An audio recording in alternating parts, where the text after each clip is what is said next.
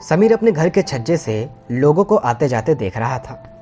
सबके हाथ सेवइयों से भरे हुए थे, कुछ एक के खाली भी थे। रोज के मुकाबले आज सड़क पर ज्यादा भीड़ थी। भीड़ में से एक चेहरा समीर को जाना पहचाना दिखा। वो चाचू जान थे।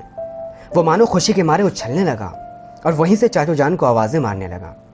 आज चाचू जान उसे 1.5 साल बाद दिखे। चाचू जान के आने की खबर वो अम्मी जान को सुनाने के लिए पहुंचा। इस बात का ऐलान वो घर में चीख चीख कर रहा था। चाचू जान आ गए, चाचू जान आ गए। अम्मी जान जैसे स्तब्ध रह गईं। उन्हें यकीन ना हुआ। वो दौड़कर छज्जे के पास पहुंची और नीचे देखा, मगर समीर के चाचू वहां नहीं थे। अम्मी जान को लगा कि समीर को कोई धोखा हुआ है और वो फिर अपने काम में लग गईं। कल ईद है, काफ़ी तैयारियां करनी हैं, मेहमान भी आएंगे और घर भी साफ करना है। मगर समीर सीने पर हाथ रखकर बार बार कह रहा था, मैंने सही में चाचू जान को देखा, उनके हाथ में सेवइयां भी थी। आप चलिए ना नीचे, वो आसपास ही होंगे। नहीं समीर, अब चाचू जान हमारे घर नहीं आते। उसने बड़े जिद्दी मन से पूछा। क्यों? पता नहीं। पता नहीं का जवाब से समीर को बड़ी नफरत है। जिस सवाल का जवाब पता नहीं होता है वो उसे पता करके ही छोड़ता है। उसने मुंह फुला लिया और बोला, मैं अब्बू से कहूँगा कि चाचू जान आए थे, लेकिन अम्मी जान ने उन्हें घर नहीं बुलाया। कोई बात नहीं, कह देना। रात को अब्बू आए। हाथ में काफ़ी मिठाइयाँ थी और समीर के लिए एक नया कुर्ता देखकर समीर सारी बातें भूल गया और कुर्ते को सीने से लिपटाकर अम्मी जान को ऐसे देखने लगा मानो कह रहा हो कि अम्मी, आज मुझे तुमसे भी ज़्यादा प्यारी चीज़ मिल गई है। अब्बू ने मिठाइयाँ एक तरफ रखीं और कल की तैयारियों में जुट गए। बात बात में अम्मी जान ने चाचू जान की आने की खबर बताई तो अब्बू ने पूछा, हमारे घर आया था वो? नहीं, समीर ने उन्हें गुजरते हुए देखा था।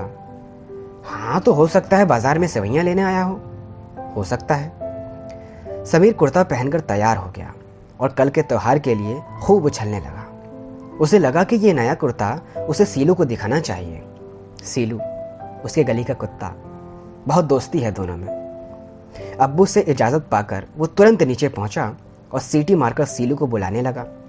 वहीं गाड़ी के टायर के नीचे सीलू सो रहा था। समीर की आवाज़ सुनते ही सीलू तुरंत समीर के पास आ पहुंचा। समीर उसके पास गया, बैठा। सीलू उसकी गर्दन पर अपना सिर सहलाने लगा। समीर उसे पीछे करने की कोशिश कर रहा था, मगर सीलू समीर पर चढ़ा जा रहा था। सीलू को गले में भरकर समीर अपने नए कुर्ते की बात बताने लगा। अचानक से समीर को पीछे किसी के होने का एहसास हुआ। उसने पीछे देखा तो चाचू जान खड़े थे। वो खुशी के मारे वहीं उछलने लगा और चाचू जान करने लगा। चाचू जान ने उसके मुंह पर हाथ रख दिया और कहा, श्श्श, चुप हो जाओ, चिल्लाओ मत। ये देखो, मैं तुम्हारे लिए मिठाइयाँ लेकर आया हूँ। समीर ने धीरे से पूछा, आप इतने दिनों से कहाँ पर थे? मैं बहुत दूर चला गया था। मगर क्यों? क्योंकि तुम्हारे पापा से मेरी लड़ाई हो गई थी। जैसे कश्मीर में होती है वैसे? क्या नहीं, जैसे सांसद में होती है। ये सांसद क्या होता है चाचू जान? छोड़ो, तुम नहीं समझोगे। ये बताओ, तुम्हारे अब्बू कैसे हैं? ठीक हैं, मगर आप ऊपर क्यों नहीं चलते? मैं ऊपर नहीं जा सकता बेटा, तुम्हारी अम्मी को मैं अच्छा नहीं लगता हूँ। मगर आप सुबह भी आए थे ना? हाँ, मैं सुबह से यहीं बैठा हूँ। क्यों? तुम्हारा इंतज़ार कर रहा था। कल ईद है ना, तुम्हारे लिए मिठाई लाया हूँ, लो खाओ। और ये कुर्ता तुम्हारे अब्बू लेकर आए, कितना सुंदर है।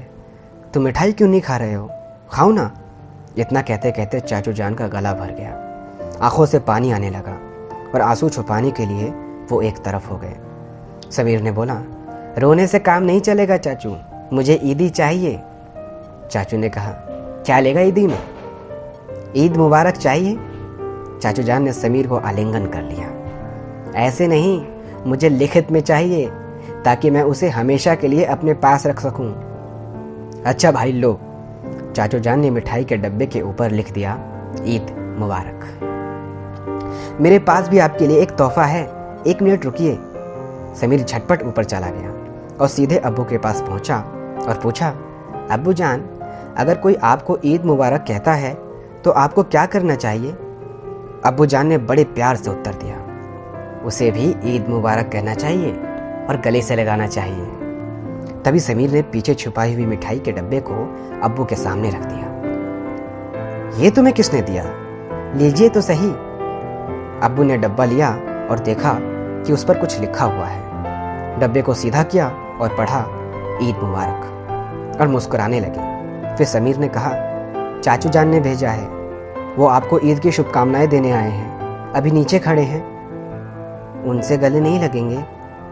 अब्बू का मुस्कुराता चेहरा एकदम से रुक गया और सोचने लगे कि ये क्या हो गया।